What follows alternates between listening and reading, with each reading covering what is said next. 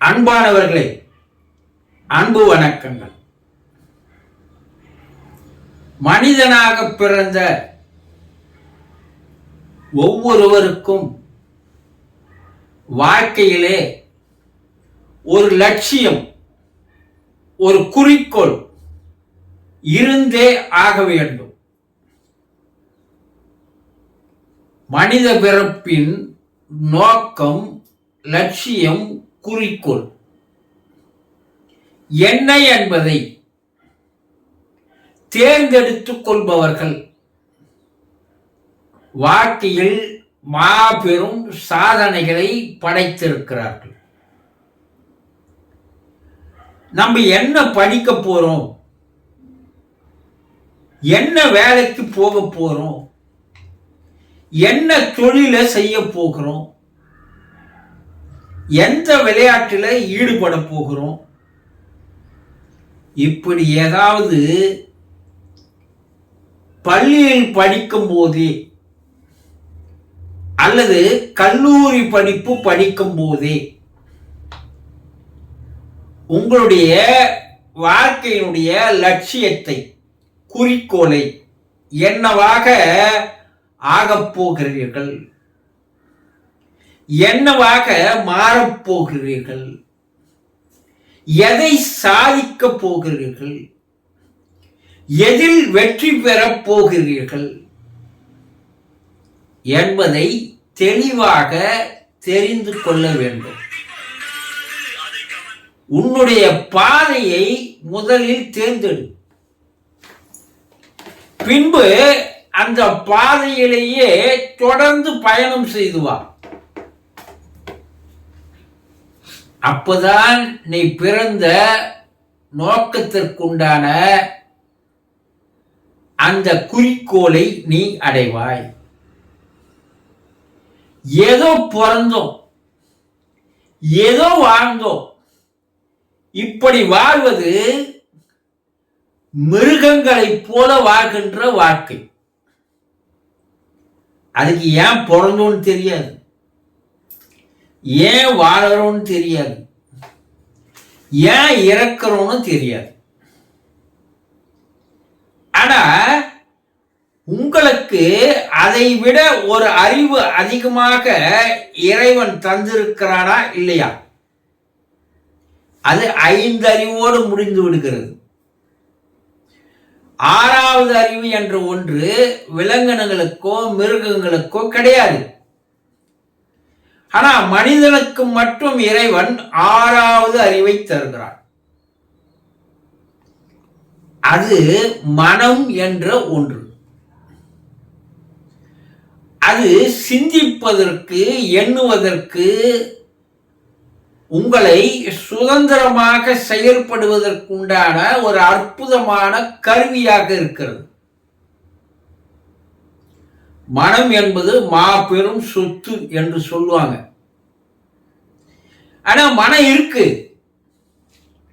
அந்த மனம் எதை நோக்கி போக வேண்டும் என்று தெரியாமல், எதை எண்ண வேண்டும், சிந்திக்க வேண்டும் என்பதை அறிந்து கொள்ளாமல், மனம் போகின்ற போக்கெல்லாம் போய் உங்களுடைய வாழ்க்கையை வீணாக சீரழித்துக் கொள்ளுகின்ற வாழ்க்கையாக பல பேர் வைத்திருக்கிறீர்கள் இல்லையா? அவன் பெரிய பணக்காரன் ஆயிட்டானே, அவன் கோடீஸ்வரன் ஆயிட்டானே, அவன் பெரிய படிப்பு படிச்சுட்டானே, அவன் IAS IPS IRS ஆயிட்டானே, என்னால கலெக்டர் ஆக முடியலையே, என்னால ஒரு IT என்ஜினியரா கூட மாற முடியலையே, இப்படி ஆதங்கப்பட்டு கொண்டிருப்பவர்கள் உங்களை சுற்றி பல பேர் இருப்பதை நீங்க பார்க்கலாம். இன்றைய உலகில் வாய்ப்புகள் பெருகி கொண்டே இருக்கிறது. நீங்க வளர்வதற்கு, வாழ்வதற்கு உங்களை சுற்றி வாய்ப்புகள் நாளுக்கு நாள் பெருகிய வண்ணம் இருக்கிறது.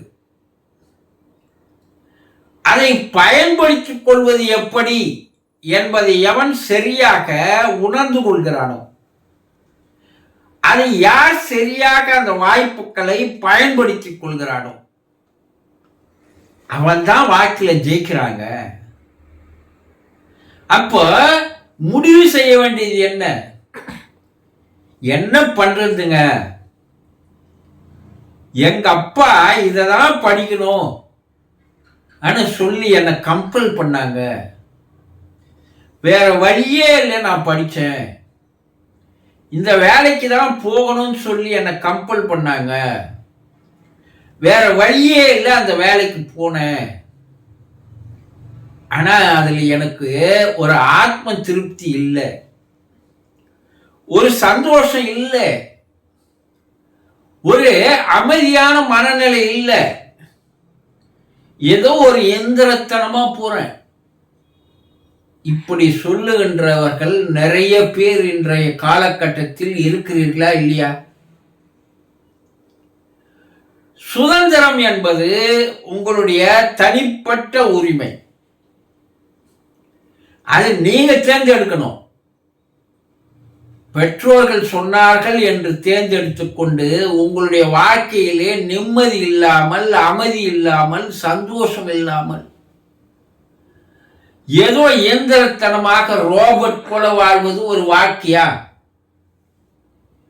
நீங்க பெரிய ஓவியனாகணும்னு நினைச்சிருக்கலாம், நீங்க பெரிய போட்டோகிராஃபர் ஆகணும்னு நினைச்சிருக்கலாம், நீங்க பெரிய கேமராமேன் ஆகணும்னு நினைச்சிருக்கலாம், நீங்க பெரிய பாடகன் ஆகணும்னு நினைச்சிருக்கலாம், நீங்க பெரிய நடிகன் ஆகணும்னு நினைச்சிருக்கலாம், நீங்க விஞ்ஞானி ஆகணும்னு நினைச்சிருக்கலாம். இல்லைங்க, எனக்கு இதெல்லாம் வேணாம், நான் இறைவனை தேடி இறைஞானம் தேடுவதற்கு நான் ஆசைப்படுகிறேன்னு நினைச்சிருக்கலாம். இதற்கு நீங்கள் தேர்ந்தெடுக்க வேண்டியது உங்களுக்கு விருப்பமானது. உங்க வாழ்க்கையில் எது சந்தோஷம் தருது, உங்க மனசு எதை சந்தோஷமாக நினைக்கிறது, அதை நீங்கள் தேர்ந்தெடுக்க வேண்டும். இதில் யார் உங்களை கம்பல் பண்ணாலும் கட்டாயப்படுத்தினாலும் இல்லை, எனக்கு அதிலெல்லாம் எனக்கு இன்ட்ரெஸ்ட் இல்லை, எனக்கு அது ஆர்வம் இல்லை, தயவு செய்து என் போக்கில் என்னை போக விடுங்க, பணம்னு சேர்த்துட்டு உடல் உழைப்பு இல்லாம ஒரு கம்ப்யூட்டர் முன்னாடி உட்காந்து ஏன் உடலையும் கெடுத்துக்கணும்? மன அமைதி இல்லாத ஒரு டிப்ரெஷன் நிலையில வாழ்கின்ற வாழ்க்கை எனக்கு பிடிக்கல. அப்படி எண்ணுபவர்கள் தெரியாம இதுல மாட்டிக்கின என்று சொல்பவர்கள் நிறைய பேர் என்ற இளைஞர்கள் இருக்கிறீர்கள் இல்லையா? அப்ப உனக்கான பாதையை சரியான வயதில் தேர்ந்தெடு. உனக்கான குறிக்கோள் லட்சியத்தை கல்லூரி படிக்கும் காலத்திலேயே தேர்ந்தெடு. நான் இந்த தொழில் செய்ய போகிறேன் என்பதை குறிப்பிட்ட வயசுல தேர்ந்தெடு. அந்த 20 வயதிற்கு மேல் நீங்கள் தேர்ந்தெடுக்கின்ற உரிமை முழுமையாக உங்களுக்கு உண்டு. மற்றவர்களை இதில் தலையிட வைக்காதீர்கள். அது பெற்றோராக இருந்தாலும் பரவாயில்ல, நண்பர்களாக இருந்தாலும் பரவாயில்ல, உறவினர்களாக இருந்தாலும் பரவாயில்ல. இவன் கம்பல் பண்ணி நம்மளை எடுத்துட்டு போய் ஒரு பலியாடு போல பலி கொடுத்து விடுவார்கள். இல்லைங்க, எனக்கு இது சந்தோஷமா இருக்கு, எனக்கு ஆனந்தமா இருக்கு, படுத்தா நிம்மதியா தூக்கம் வருது, எனக்கு இந்த தொழில போதும், வருமானம் எனக்கு போதும் என்று நினைத்தால் அந்த வழியில் நீங்கள் தொடர்ந்து விடாமுயற்சியோடு முன்னேறி சென்று பாருங்கள். ஆக வாழ்க்கை சந்தோஷமாக, ஆனந்தமாக, மன திருப்தியாக வாழ்கின்ற வாழ்க்கைத்தான் ஒரு வாழ்க்கையை தவிர